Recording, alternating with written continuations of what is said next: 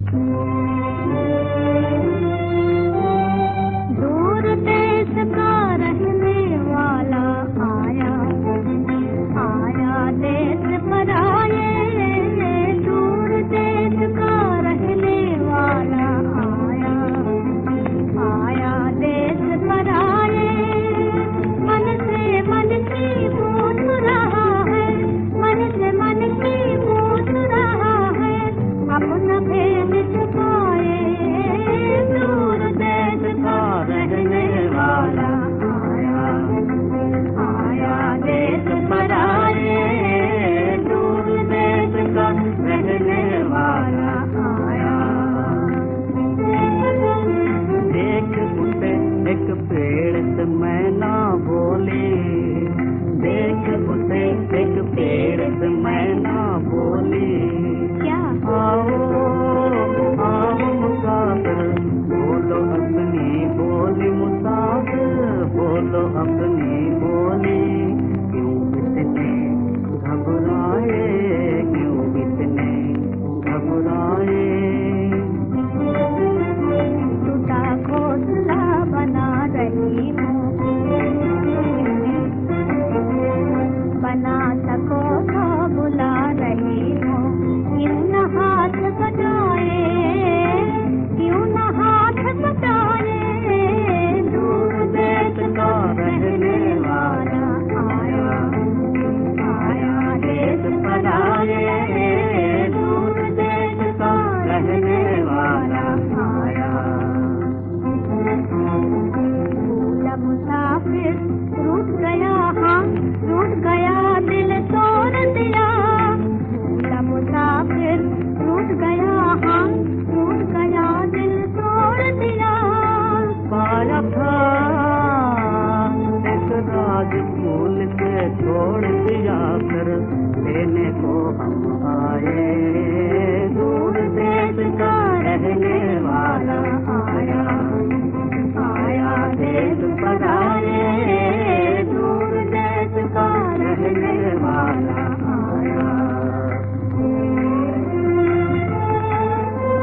देख अंधेरा हार गया, बेहोश हुआ। बोली मैना कहूँ, मेरा क्या दोष हुआ। तुम आए हम गाए, हम आए हम गए, आया देश पर आए। दूर देश का रहने वाला आया, आया देश पर आए। दूर देश का रहने वाला आया। ओम शांति 14/5/2025 प्रातः मुरली। ओम शांति। बाप दादा मधुबन। बाबा आज कह रहे हैं, मीठे बच्चे, अभी तुम संगम पर हो। तुम्हें पुरानी दुनिया से तल्लुक तोड़ देना है, क्योंकि ये पुरानी दुनिया अब खत्म होनी है। मीठे बच्चे, अभी तुम संगम पर हो। तुम्हें पुरानी दुनिया से तल्लुक तोड़ देना है, क्योंकि ये पुरानी दुनिया अब खत्म होनी है।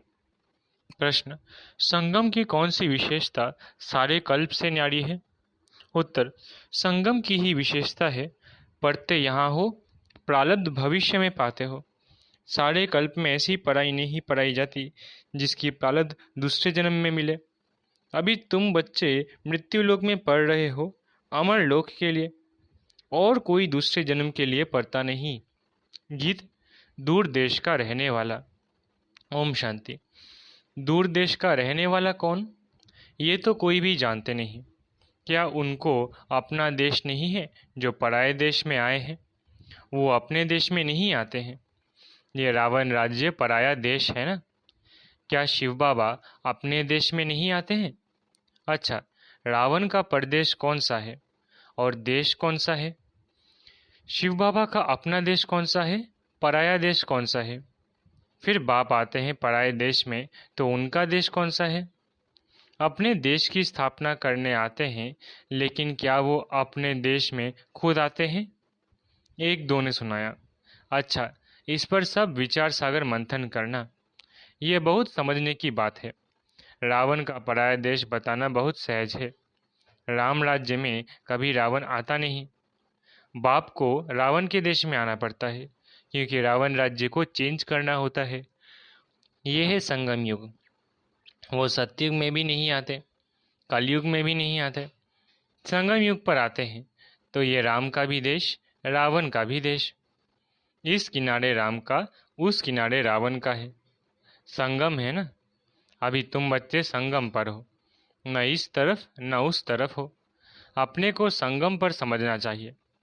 हमारा उस तरफ तैलुक नहीं है। बुद्धि से पुरानी दुनिया से तैलुक तोड़ना पड़ता है। रहते तो यहाँ ही हैं, परंतु बुद्धि से जानते हैं ये पुरानी दुनिया ही खत्म होनी है। आत्मा कहती है अभी मैं संगम पर हूँ। बाप आया हुआ है, उनको खिवैया भी कहते हैं। अभी हम जा रहे हैं। कैसे? योग से। योग के लिए भी ज्ञान है, ज्ञान के लिए भी ज्ञान है। योग के लिए समझाया जाता है अपने को आत्मा समझो, फिर बाप को याद करो। ये भी ज्ञान है ना। ज्ञान अर्थात समझानी। बाप मत देने आए हैं, कहते हैं अपने को आत्मा समझो। आत्मा ही 84 जन्म लेती है। बाप बच्चों को ही विस्तार से बैठ समझाते हैं। अभी यह रावण राज्य खत्म होना है। यहाँ है कर्म बंधन, वहाँ है कर्म संबंध। बंधन दुख का नाम है, संबंध सुख का नाम है। अब कर्म बंधन को तोड़ना है। बुद्धि में है हम इस समय ब्राह्मण संबंध में हैं, फिर दैवी संबंध में जाएंगे। ब्राह्मण संबंध का यह एक ही जन्म है, फिर 8 और 12 जन्म दैवी संबंध में होंगे।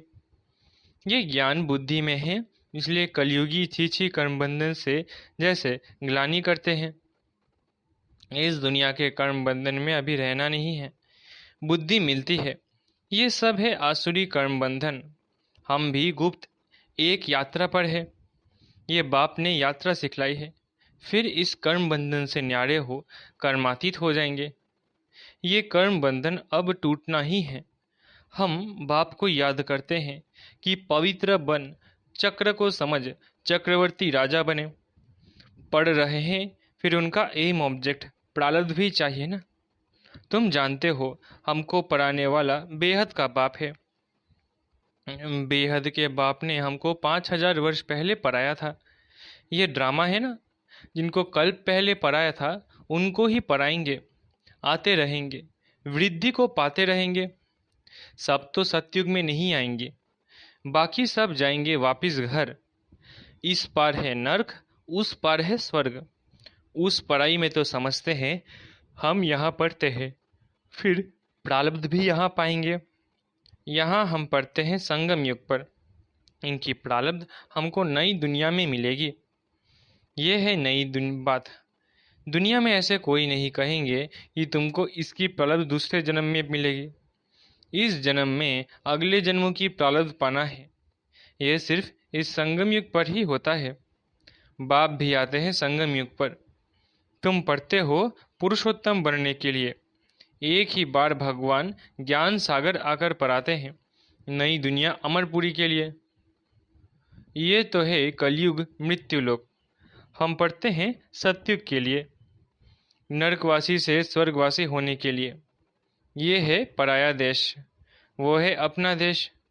उस अपने देश में बाप को आने की दरकार नहीं है।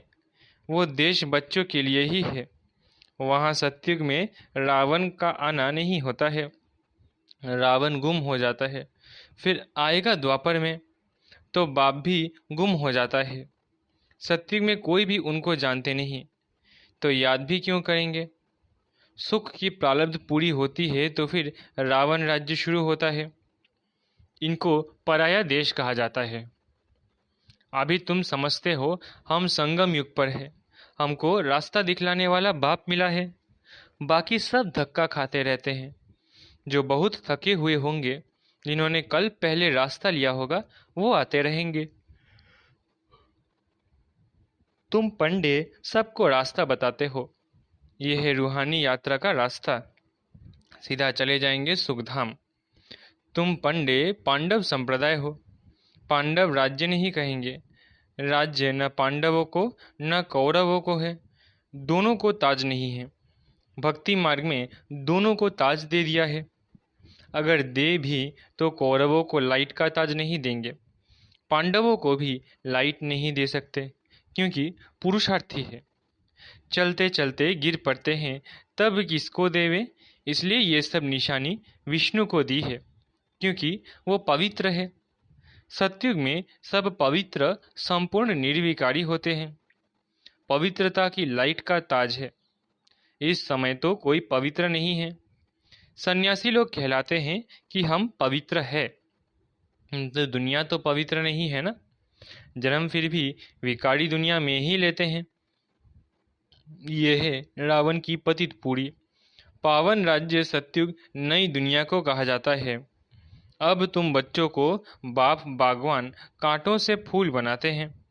वो पतित पावन भी है, खिवैया भी है, बागवान भी है।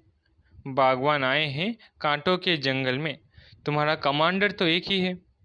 यादवों का कमांडर चीफ शंकर को कहे। यूं तो वो कोई विनाश कराते नहीं। जब समय होता है तो लड़ाई लगती है। कहते हैं कि शंकर की प्रेरणा से मूसल आदि बनते हैं। ये सब कहानियां बैठ बनाई हैं। पुरानी दुनिया खत्म तो ज़रूर होनी है। मकान पुराना होता है तो गिर पड़ता है, मनुष्य मर जाते हैं। ये भी पुरानी दुनिया खत्म होनी है। ये सब दबकर मर जाएंगे।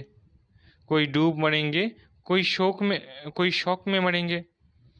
बॉम्ब्स आदि की जहरीली वायु भी मार डालेगी। बच्चों की बुद्धि में है कि अभी विनाश होना ही है, हम उस पार जा रहे हैं। कलयुग पूरा हो, सत्य की स्थापना जरूर होनी है, फिर आधा कलर लड़ाई होती नहीं। अभी बाप आए हैं पुरुषार्थ कराने। ये लास्ट चांस है। देरी की तो फिर अचानक ही मर जाएंगे। मौत सामने खड़ा है। अचानक बैठे बैठे मनुष्य मर जाते हैं। मरने के पहले तो याद की यात्रा करो। अभी तुम बच्चों को घर जाना है, इसलिए बाप को याद कर दो।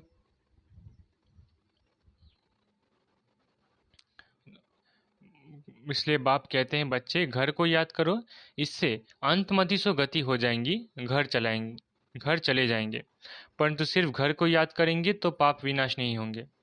बाप को याद करेंगे तो पाप विनाश हो और तुम अपने घर चले जाएंगे। इसलिए बाप को याद करते रहो। अपना चार्ट रखो तो मालूम पड़ेगा सारे दिन में हमने क्या किया। 5-6 वर्ष की आयु से लेकर अपनी लाइफ में क्या क्या किया, वो भी याद रहता है। ऐसे भी नहीं, सारा टाइम लिखना पड़ता है। ध्यान में रहता है, बगीचे में बैठ बाबा को याद किया। दुकान पर कोई ग्राहक नहीं है, हम याद में बैठे रहे। अंदर में नोट रहेगा। अगर लिखने चाहते हो तो फिर डायरी रखनी पड़े। मूल बात है ही यह, हम तमो प्रधान से सतो प्रधान कैसे बने, पवित्र दुनिया के मालिक कैसे बने, पतित से पावन कैसे बने। बाप आकर ये नॉलेज देते हैं। ज्ञान का सागर बाप ही है। तुम अभी कहते हो बाबा हम आपके हैं, सदैव आपके ही हैं। सिर्फ भूल कर देह अभिमानी हो गए हैं। अभी आपने बताया है तो हम फिर देही अभिमानी बनते हैं। सतयुग में हम देही अभिमानी थे, खुशी से एक शरीर छोड़ दूसरा लेते थे। तो तुम बच्चों को ये सब धारणा कर फिर समझाने लायक बनना है, तो बहुतों का कल्याण होगा। बाबा जानते हैं ड्रामा अनुसार, नंबरवार पुरुषार्थ अनुसार सर्विसेबल बन रहे हैं। अच्छा, किसको झाड़ आदि नहीं समझा सकते हो? भला यह तो सहज है ना। किसको भी बोलो तुम अपने को आत्मा समझ बाप को याद करो, ये तो बिल्कुल सहज है। ये बाप ही कहते हैं मुझे याद करो तो विकर्म विनाश होंगे, और कोई मनुष्य कह न सके सिवाय तुम ब्राह्मणों के हैं।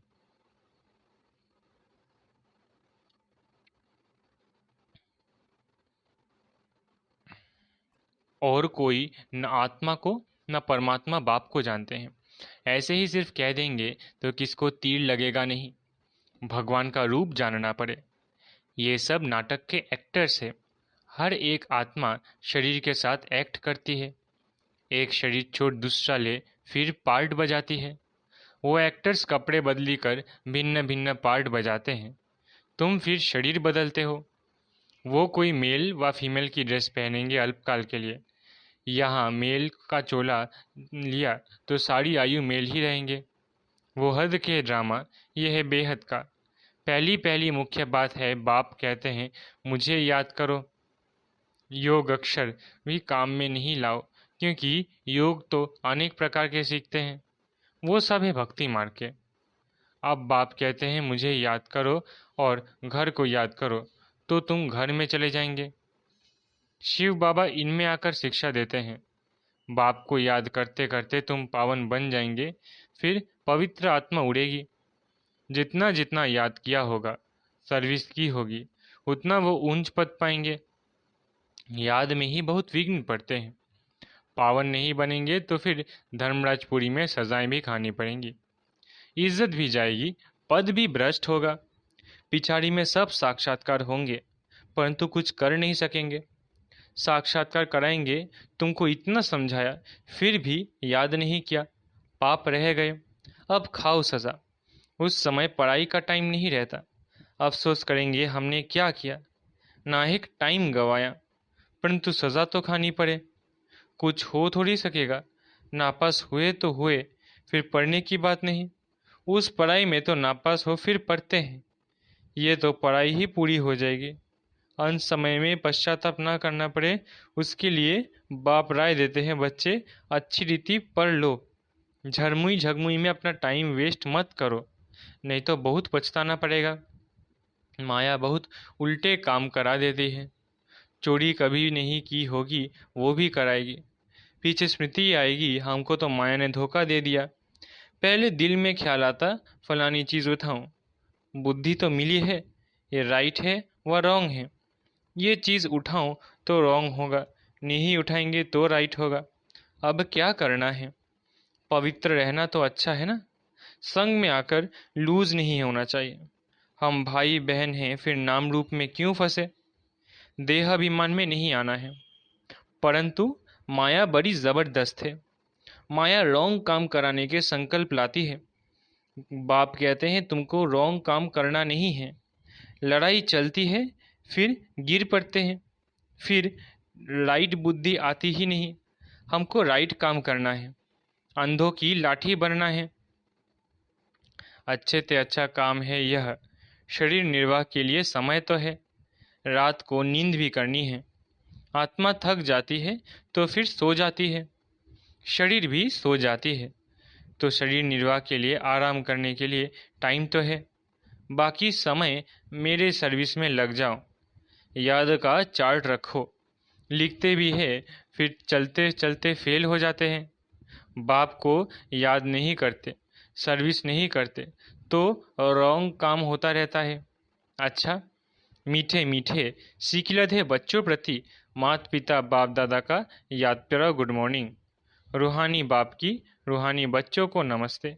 हम रूहानी बच्चों की रूहानी माता पिता बाप दादा को याद प्यार गुड मॉर्निंग और नमस्ते। धारणा के लिए मुख्य सार। पहला, झरमुई झगमुई में अपना टाइम वेस्ट नहीं करना है। माया कोई भी उल्टा काम ना कराए, ये ध्यान रखना है। संग दोष में आकर कभी लूज नहीं होना है। देह अभिमान में आकर किसी के नाम रूप में नहीं फंसना है। दूसरा, घर की याद के साथ साथ बाप को भी याद करना है। याद के चार्ट की डायरी बनानी है। नोट करना है हमने सारे दिन में क्या क्या किया, कितना समय बाप की याद में रहे। वरदान, नम्रता रूपी कवच द्वारा व्यर्थ के रावण को जलाने वाले सच्चे स्नेही सहयोगी भव। नम्रता रूपी कवच द्वारा व्यर्थ के रावण को जलाने वाले सच्चे स्नेही सहयोगी भव। कोई कितना भी आपके संगठन में कमी ढूंढने की कोशिश करे, लेकिन जरा भी संस्कार स्वभाव का टक्कर दिखाई ना दे। अगर कोई गाली भी दे, इंसल्ट भी करे, आप सेंट बन जाओ। अगर कोई रॉन्ग भी करता तो आप राइट रहो। कोई टक्कर लेता है तो अभी आप उसे स्नेह का पानी दो। ये क्यों ऐसा, ये क्यों ऐसा, क्यों, ये संकल्प करके आग पर तेल नहीं डालो। नम्रता का कवच पहनकर रहो।